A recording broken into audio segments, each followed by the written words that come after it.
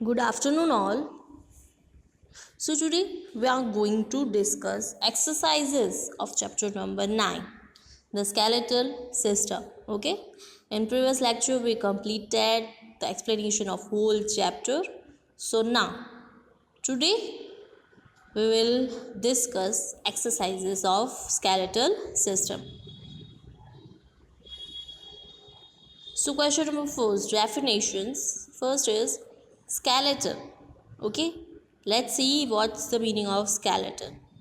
The framework of bones that gives shape to the body. Body को जो shape देता है, फ्रेमवर्क ऑफ बोन्स का जो बॉडी को शेप देने में हेल्प करता है, उसको बोलते हैं skeleton. Second, bone marrow. Bone marrow means a soft material found in the long bones of the body. Body के अंदर जितने भी लॉन्ग बोन्स हैं उनके अंदर एक सॉफ्ट मटेरियल होता है, उसको बोन मैरो बोलते हैं. Now third one is skull. The hard bony structure that makes up the head and face. Skull means bony और हार्ड स्ट्रक्चर होता है जिससे हेड एंड फेस में, पूरे हेड एंड फेस में हार्ड एंड बोनी स्ट्रक्चर को बोलते हैं skull. Now fourth is vertebrae. A series of 33 small irregular bones present in the backbone. Okay, backbone में irregular bones present होते हैं. 33 small irregular bones, उनको बोलते हैं vertebrae. Now fifth is ligaments. Tissues that hold two bones. Two bones को जो hold करके रखे, ऐसे टिश्यूज को बोलते हैं ligaments. Now, sixth is joint. The place where two bones meet. जहाँ पे दो bones meet होते हैं उस place को बोलते हैं joint. Seventh is cartilage. Firm, elastic tissue found between the bones at the joints. एक फॉर्म एंड इलास्टिक टिश्यू होता है जो बोन्स एंड जॉइंट्स के बीच में आपको देखने को मिलता है, प्रेजेंट होता है.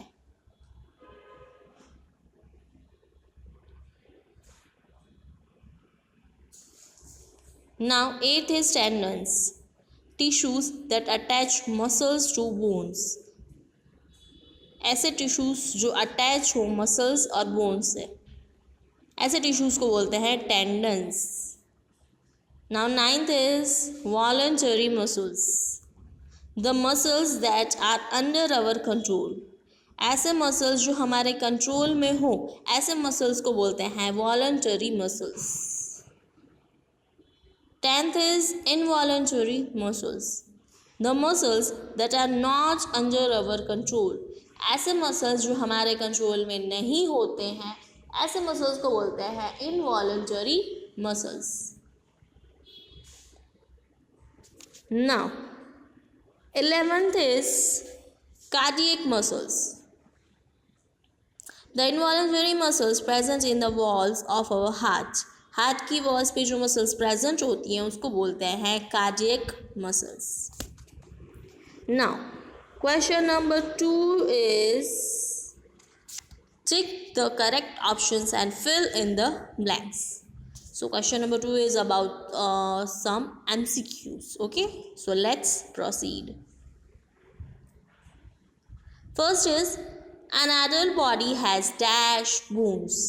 जो adult body होती है उसमें कितने bones present होते हैं? आपके options हैं A 306, B 206. Okay, so the answer is 206 bones present होते हैं adult body में. So the answer is 206 B.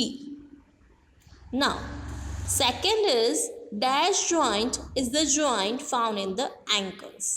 ऐसे कौन से joint हैं जो ankles में present होते हैं? तो आपके options हैं A hinge joint या B gliding joint. So the answer is gliding joint. जो gliding joint है वो ankles में found होते हैं. Third is the longest bone in the human body is the dash. हमारी पूरी बॉडी में सबसे लॉन्गेस्ट बोन कौन सा होता है?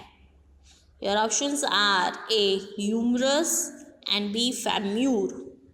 So the correct answer is B femur. हमारी बॉडी में लॉन्गेस्ट बोन है वो है femur. Now fourth is ribs are present in the dash.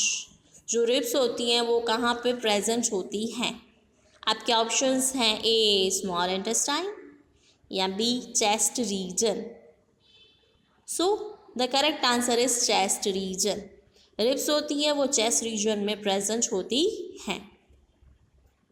Now the last MCQ is fifth one. Cardiac muscles are also known as dash. Cardiac muscles को का दूसरा नाम क्या है? आपके ऑप्शंस हैं ए स्मूथ मसल्स या B heart muscles. So the correct answer is heart muscles. Cardiac muscles का दूसरा नाम क्या है? Heart muscles.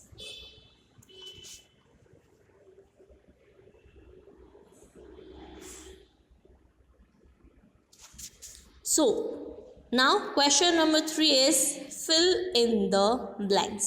Okay, so let's start. First is muscles are attached to the bones by tissues called dash. जो muscles attach होते हैं bone से, जो टिश्यूज मसल्स एंड बोन्स से अटैच होते हैं उन टिश्यूज का नाम क्या है? So the answer is tendons. Second is the dash joint is present in the knees and toes. कौन सा जॉइंट है जो नीज एंड टोज में प्रेजेंट होता है? So the answer is hinge. Hinge joint होता है वो नीज एंड टोज में प्रेजेंट होता है। Now third is the lower leg is made up of two bones called the dash and dash. जो लोअर लेग होता है उसमें टू बोन्स प्रेजेंट होते हैं तो उनका नाम क्या है? Tibia and fibula. ये दो बोन्स हैं जो लोअर लेग में प्रेजेंट होते हैं। Now fourth is the dash is attached to the skull at the top and extend to the hip bone. ऐसा क्या है जो स्कल के टॉप से एक्सटेंड होके हिप बोन तक अटैच होता है? So the answer is backbone. Now fifth and last blank is dash is present inside the long bones of the body.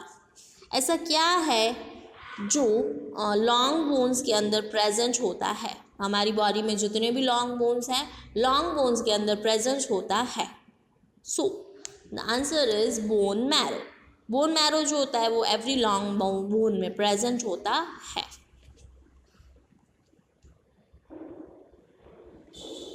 Now question number 4 is true और false. Okay, so first is there are 14 pairs of ribs. जो ribs की pair होती है वो सिर्फ 14 ही होती हैं। So the answer is false. ये फॉल्स स्टेटमेंट है। Second is the bones of our body are hard from outside but spongy from inside. हमारे जो बोन्स होते हैं बॉडी में वो बाहर से हार्ड होते हैं एंड अंदर से स्पॉन्जी होता है। ये स्टेटमेंट ट्रू है या false? So yes, it is true. Now third is striped muscles control the function of the eyes. जो स्ट्रिप्ड मसल्स होते हैं वो हमारी आइज के फंक्शन को कंट्रोल करते हैं? No. So the answer is false. Now fourth is the palm and the wrist are made up of 27 small bones. जो palm एंड wrist हैं उसमें टोटल 27 स्मॉल बोन्स हैं। So yes, this is a true statement. So the answer is true. Now the last one is floating ribs are joined only to the breastbone and not to the backbone. So this is a false statement. So the answer is false. Okay, so here our today's lecture is completed. In next lecture we will proceed further. Okay, so आज के लिए इतना ही. Thank you all.